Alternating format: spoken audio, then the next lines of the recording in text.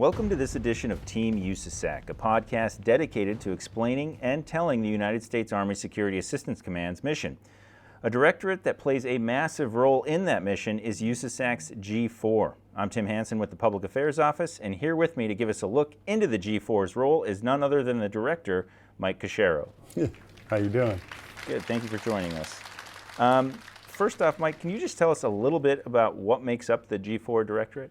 So when people think G4, especially in a two-star headquarters as we are, they think kind of more traditional logistics and support for the actual command, where in using Army vernacular, we really operate more like a support operations directorate. So I say that, and then if you look at our regional operations directorates as the main effort, and they're the ones that are developing cases and then implementing cases. And they're very geographically focused. So if you look at a regional operations directorate, they're organized by regions and then by countries, whereas we in the G4 take up a lot of functional programs. And those functional programs are all meant to support the regional operations core mission, which is foreign military sales. So instead of actually supporting the command, although we have a little bit of that, I do have a base support operations team that directly supports logistics here in New Cumberland, care, feeding, building supplies, furniture, paying the bills with DLA and everything else. But we also have some components that make us look a little bit like what a security assistance management directorate and a logistical lifecycle support command would look like. For example, we actually write FMS cases here. We do that for non-standard foreign military sales. Those are things that are not already on contract with the U.S. Army that we have to go out and conduct acquisition mission to actually get those things. Yeah, I think you're touching right into the next question I was going to ask you is just the roles of the different players you have here at New Cumberland. Right. So I have two divisions, and then of course I just described the base support operations.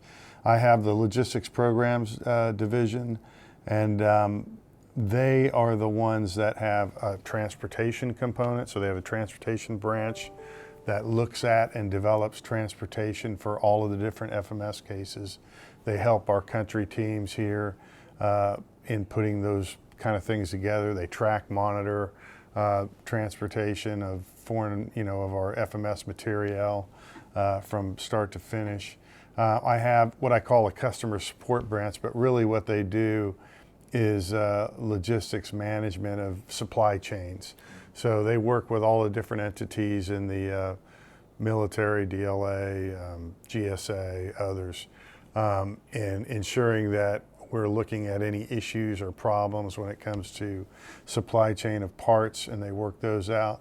We also have a sustainment program called the Cross-Servicing Logistics Agreement, CLISA, and what that does is it allows partners to buy into our spare part systems the same as we do, so they can order parts on the same priorities as we would out of a motor pool, for example. And it allows them to buy into the system so that theoretically those parts are already on the shelves.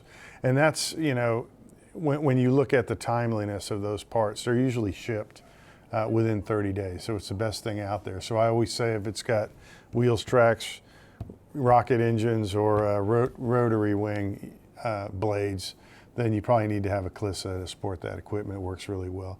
We also we can do non-standard acquisition, especially on obsolete parts, things that are no longer in our inventory. I can go out and acquire it.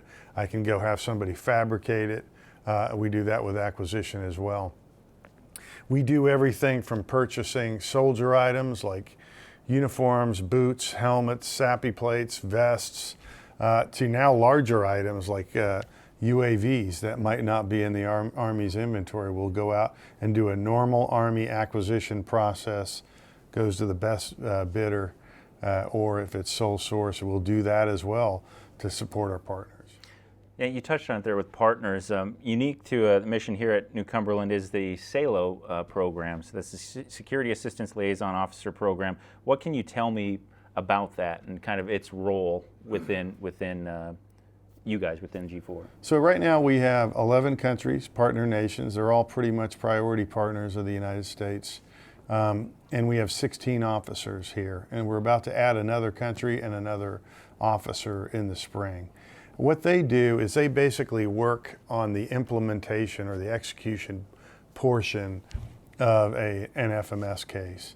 So they're here managing any supply discrepancy reports, commercial or organic repair and return, any transportation discrepancy reports where maybe something didn't show up or the packaging was broken, things were missing, things like that. So they are an instrumental part of an FMS case. So I'll give you an example on a repair and return. So for example, if a country wanted to turn in a night sight for an M60 tank to be repaired, typically they would have to send us a message. We'd send a message back to the COCOM, which would go to the OSC chief, which would go to the External Communications Directorate of the country, which would eventually, hopefully, get to the right person in acquisition, that would come all the way back.